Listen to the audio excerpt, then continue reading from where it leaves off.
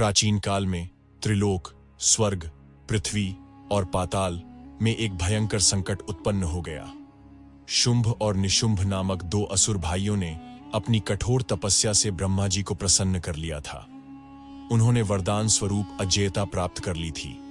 वे केवल एक ऐसी नारी के हाथों मारे जा सकते थे जो किसी पुरुष के द्वारा उत्पन्न न हुई हो। इस वरदान के कारण वे अजेय हो गए और तीनों लोकों में उन्होंने आतंक मचा दिया। उन्होंने स्वर्ग पर आक्रमण कर इंद्र को पराजित कर दिया, आर्षि मुनियों के यज्ञ नष्ट कर दिए और पृथ्वी को अधर्म से भर दिया। देवताओं और आर्षियों ने त्रिमूर्ति ब्रह्मा, विष्णु और महेश की शरण ली। सभी देवताओं ने माता पार्वती से प्रार्थना की कि वे इस संकट का समाधान करें। माता पार्वती कैलाश पर्वत पर अपने आश्रम में तपस्या कर रही थी। जब उन्हें इस संकट का आभास हुआ तो उन्होंने एक दिव्य शक्ति का आवाहन किया। उनकी त्वचा से एक अत्यंत तेजस्वी, कांतिमान और दिव्य कन्या प्रकट हुई। चूंकि यह शक्ति माता के शरीर कोश से उत्पन्न हुई थी, इसलिए इसे कौशिकी नाम दिया गया। माता कौशिकी का रूप अद्वितीय था।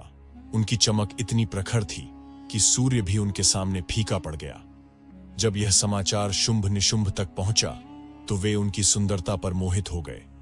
उन्होंने अपने दूतों को भेजकर माता को अपने महल में आने का प्रस्ताव दिया, लेकिन माता ने उत्तर दिया, मैं केवल उसी से विवाह करूंगी जो मुझे युद्ध में पराजित करेगा। शुंभ निशुंभ क्रोधित हो गए और उन्होंने अपने सेनापति छंड और मुंड को माता कौशिकी को बंदी बनाकर लाने का आदेश दिया। चंड मुंड एक विशाल सेना के साथ माता के पास पहुंचे। माता ने अपने अद्भुत दिव्य स्वरूप में प्रकट होकर एक भयंकर युद्ध किया। जैसे ही उन्होंने अपने धनुष की एक तीव्र बाण का संधान किया, आकाश में बिजली कड़क उठी और पूरी सेना पर प्रलय टूट पड़ी। तभी माता की भ्रिकुटी से एक और शक्ति प्रकट हुई। यह थी देवी काली। काली ने चंड मुंड का वध कर उनका सिर माता कौशिकी को भेंट किया। इस पर माता ने कहा, हे देवी, चूंकि तुमने चंड और मुंड का वध किया है, इसलिए तुम्हारा नाम चामुंडा होगा। शुंभ और निशुंभ स्वयं युद्ध करने आए। उन्होंने अपनी समस्त मायावी शक्तियों का प्रयोग किया, लेकिन माता कौशिकी ने अपनी दिव्य शक्ति से सभी मायाजाल को नष्ट कर दिया।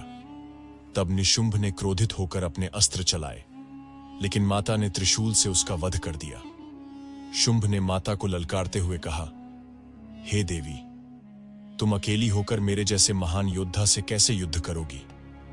माता मुस्कुराई और बोली, अकेली? क्या तुम नहीं देख सकते कि पूरा ब्रह्मांड मेरी शक्ति से भरा हुआ है? तभी माता के शरीर से असंख्य देवियां प्रकट हुईं। ब्रह्माणी, माहेश्वरी, वाराही, वैष्णवी, नारसिंही, ऐन्द्री और चामुंडा। यह देखकर शुंभ घबरा गया, लेकिन फिर भी उसने माता पर आक्रमण किया। माता ने अपने त्रिशूल से शुंभ का वध कर दिया और समस्त लोगों को उसके आतंक से मुक्त कर दिया। युद्ध समाप्त होने के बाद देवताओं और ऋषियों ने माता कौशिकी की स्तुति की। उन्होंने माता से प्रार्थना की कि वे सदा भक्तों की रक्षा करें।